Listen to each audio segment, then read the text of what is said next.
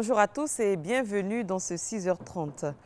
Près de 500 000 élèves ont fait face ce 6 juin aux épreuves du CEPE, le certificat d'études primaires élémentaires et du concours d'entrée en 6e. L'examen s'est tenu sur l'ensemble du territoire. Hier matin, le ministre de l'Éducation nationale, de l'enseignement technique et de la formation professionnelle, Kandia Camara, a visité quelques centres. Issaïou. Malgré la pluie qui s'est abattue tôt ce matin sur la ville d'Abidjan, les élèves candidats à l'examen du CEPE ont pu regagner leur salle. La ministre de l'Éducation nationale et de l'enseignement technique, Kandia Camara, a visité 3 établissements scolaires dans la commune de Yopougon pour se rendre compte du bon déroulement de l'examen. Ce matin, tout se déroule bien. Les enfants sont arrivés à l'heure, les surveillants sont à leur poste. Je crois que tout va bien. Je suis très satisfaite du bon déroulement de l'examen de CEP. On a pu constater dans tous les centres où nous sommes passés et avec aussi toutes les informations qui nous sont déjà parvenues que partout tout se déroule bien. Tous les centres sont ouverts. Les candidats sont presque tous là. Il y a juste quelques absents. Les surveillants sont là. Les chefs de centre, en tout cas tout le monde est en place. Les épreuves écrites portent sur le programme achevé de l'année scolaire, rassure la ministre Kandia Camara. Moi, je tiens à ce que l'évaluation se fasse sur ce que les enfants ont appris en classe, parce que c'est le sens de l'examen.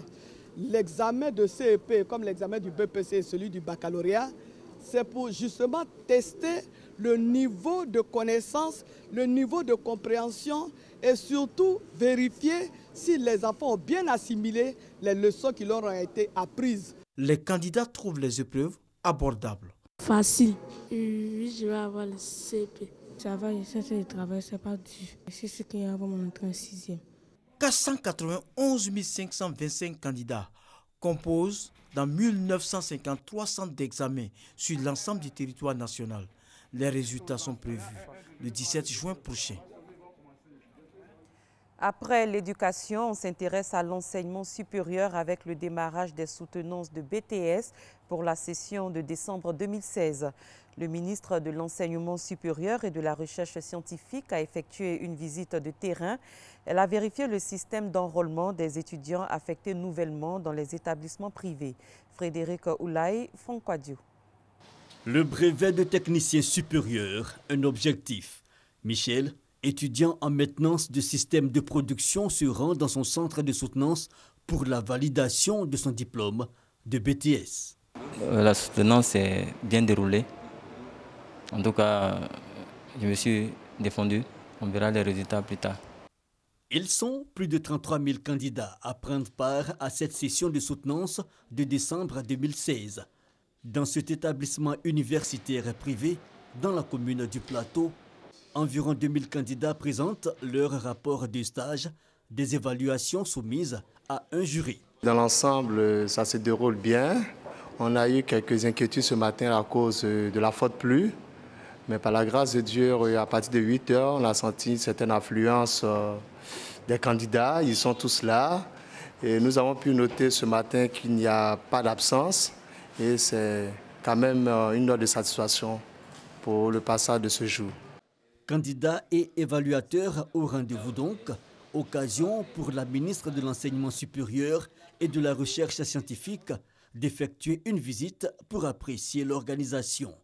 Soutenance suivie par Bakayoko Liramata qui a aussi procédé à la vérification de l'enrôlement des bacheliers affectés dans les grandes écoles privées.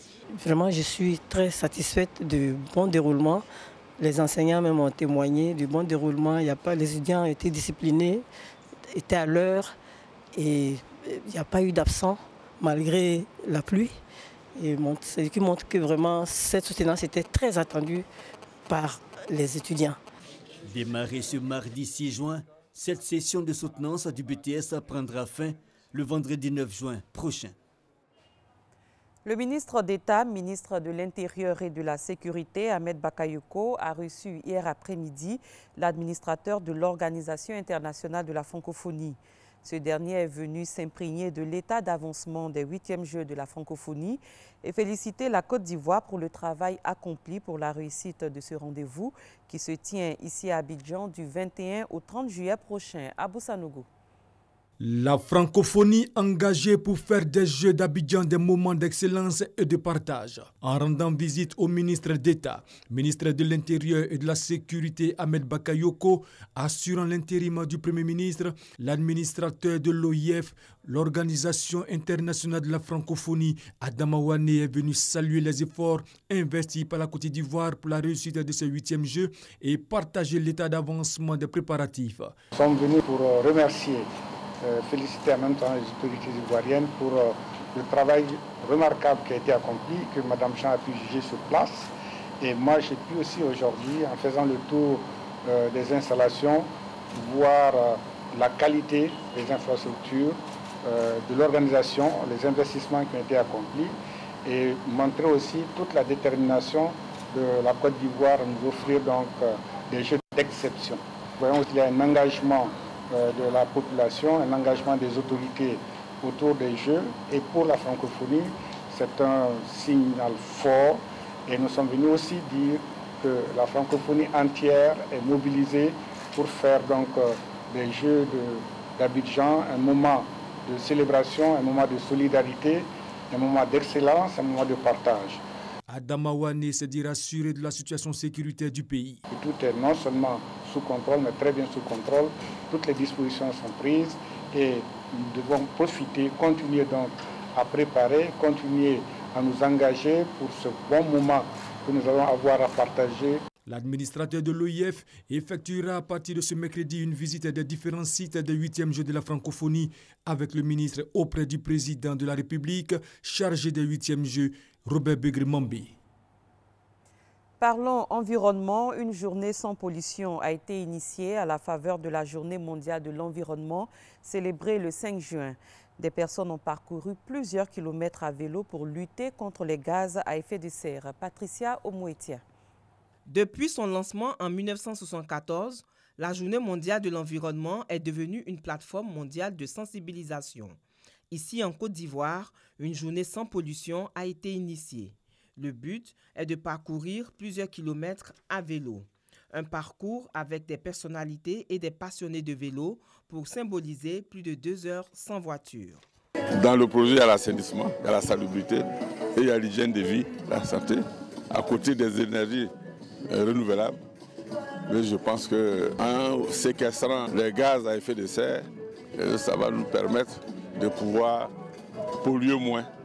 Autre activité qui a meublé cette journée, le salon du vélo et du transport vert. Initié dans le but de réduire la pollution, ce salon a réuni des spécialistes, des passionnés du vélo, du transport et des experts de l'environnement et du développement durable. À travers ce salon, on fait un plaidoyer auprès de l'État afin que l'État prévoie des pistes cyclables dans le processus de développement du pays et derrière aussi sensibiliser la population à la notion du transport alternatif non polluant qu'est le vélo. Aujourd'hui, on constate qu'il y a un véritable problème au niveau du changement du climat. Et je pense pour ma part que c'est un défi majeur. Et c'est le lieu d'interpeller nos autorités à plus sensibiliser la population afin que tout le monde puisse avoir un comportement vert pour garantir un environnement sain aux générations futures. Le but affiché est de donner aux actions individuelles une puissance collective générant un impact positif sur la planète. Le vélo est un moyen de transport respectueux de l'environnement. Il est aussi bénéfique pour la santé des utilisateurs. Ainsi, 3 jours durant, la première édition du Salon du vélo et du transport vert a permis aux passionnés de vélo de faire montre de leur savoir. À l'étranger, en Gambie, la CEDEAO a prolongé d'1 an le mandat de sa force. C'est une décision prise par le chef d'État lors du sommet de l'institution ouest-africaine à Monrovia, au Libéria. Ahmed Traoré, Gabriel Zani.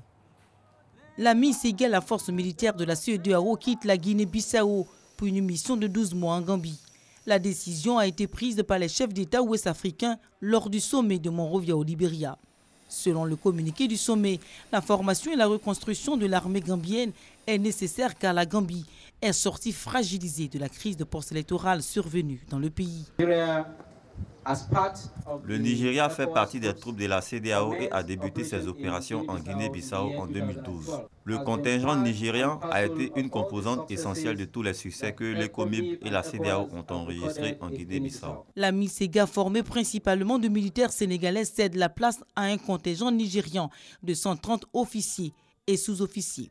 Je voudrais exprimer à ces 65 officiers, ces 65 éléments de la troupe qui s'apprêtent à rejoindre leur pays, toute la satisfaction de la CEDEAO et leur dire qu'ils peuvent avoir le sentiment de la fierté d'avoir contribué à écrire l'histoire de ces pays en participant au maintien de la paix. Lors de la précédente prolongation en février, le commandant sénégalais avait indiqué que la mission disposerait d'un effectif minimum de 5000 hommes en provenance du Sénégal, du Nigeria et du Ghana.